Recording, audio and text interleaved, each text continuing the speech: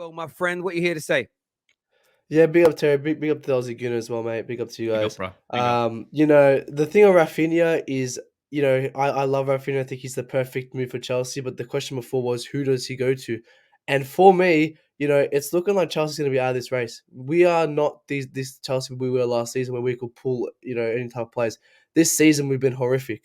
Yes, it hasn't continued. Yes, we have barely been in it, but it's been 14 days, whatever. We've lost Basuma. We've lost this. We've lost that. I'm not confident on a player like Raphinha. I think we're looking otherwise at to me, finished players like Sterling. We're going, and I don't want players like that. I want to play like Raphinha. But to be honest with you, if we go for him and we're truly interested in him, we would get him 100% out of Arsenal Tottenham. But at the moment, I don't see us even going for him because at this moment we're all over the place. I know our consortiums we're getting in, we're kind of getting in our form, which to me it's fantastic. We're not rushing, but unfortunately other teams are, and we're not catching up to their speed yet.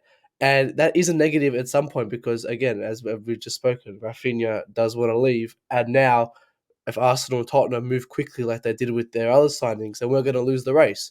That's how it's going to work. We can sit here and say, let's not rush, let's not rush. But unfortunately, the realistic standpoint is that we may have to.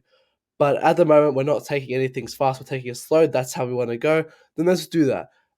We have to get Usman Dembele, and we're trying to go for other people. But for me, I don't think we go for Raphinha, even though I really, really want him. If we get him, fantastic. He's a fantastic player, but I don't just going for him. Yeah. I mean, he's not a priority right now for you, according to some of the journalists. We're going to get Ben on to speak about it. But some breaking news actually from Fabrizio Romano. It says official Marina, I can't ever say her surname, leaves Chelsea. The club's statement confirms. So Chelsea have confirmed it. Todd Bowley will operate as an interim director until the club find a full-time replacement. She will remain available for the duration of the transfer window to extend required support during the transition. So essentially, she'll get involved in deals that Chelsea want to execute that she's already been involved in, probably somebody like a Jules Koundé. But Marina is gone, and Chelsea looks moving on to a whole new world. Wow. That's good. Yeah. I mean, you're happy with that, mate? For me, our fan base, we somehow like to always, excuse me, always like to kind of sugarcoat a lot of our players, even our, transfer people. And she's the face of our transfer people. But for me, she was so overhyped. I think she was great. She's had some great deals, but she's not all that, And I'm not here crying. I'm not here laughing. I'm here. This is business. Yeah, it's time to move on. People are here making montage, all this rubbish. No, this is how she shouldn't be sugarcoated. She is a transfer head of Chelsea. Let's move her on. Fantastic. Todd Bowley, he's a billionaire. He's done transfers for the Dodgers. He knows how to make transfers. And let's get him in until we find someone better, and we'll see what happens there. Well, I think what's very interesting about a lot of people are worried about Todd Bowley even stepping in. Even Marina, she wasn't picking the players. She was literally handling the financial negotiations. And this is the misconception that people have. There's only been, as far as I'm aware, one non-football qualified sort of CEO, chairman, or whatever, that said yes or no to players, and that was some idiot called Ed Woodward. The rest just listen to what their transfer teams say, and then they do the financial side of it. Yeah. Does that make sense? Like, it's I don't think Chelsea fans have got anything to worry about here. There's a comment here, though. Fatur's going to join us, and Mo's going to join us really soon. Young Tommy as well. We're going to add them all into the call. There's a comment here that says Barca are holding all the deals up. Dembele to Chelsea, Raphinha to Barca, De Jong to United, Silva to Barca. It's very true.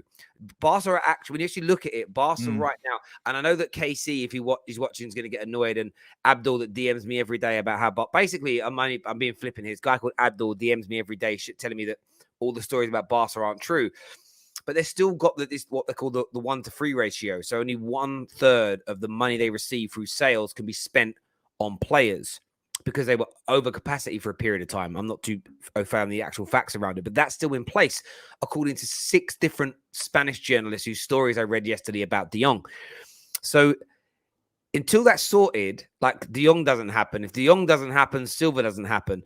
And that's again why I think Chelsea and Arsenal and Spurs have these opportunities with Raphinha. And even with Chelsea, I think Chelsea would prefer Dembele. And that's because if you look at the word coming out of Chelsea, it's they're going to give the manager what he wants, which is a rarity at Chelsea. Like, very rare, yeah. It's a rare thing. Like, normally, like, you'd never quite hear it put across in this way. So this is why the door's open for Arsenal here. And it's why I think Arsenal are striking while the iron is hot. Because if Barca don't get this situation resolved for 3 or 4 more weeks, Chelsea are holding out them for Dembele. There's this, got Raphinha sitting there. And if Raphinha sits there and says, you know what, I just want my future secured.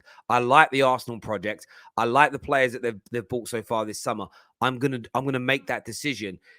It's like this perfect little storm for Arsenal right now, in my opinion. However, Barcelona today agreed to sell De Jong and everything else starts moving, then it becomes a little bit more difficult, if that makes sense. But it's going to be an intriguing. That's what I like.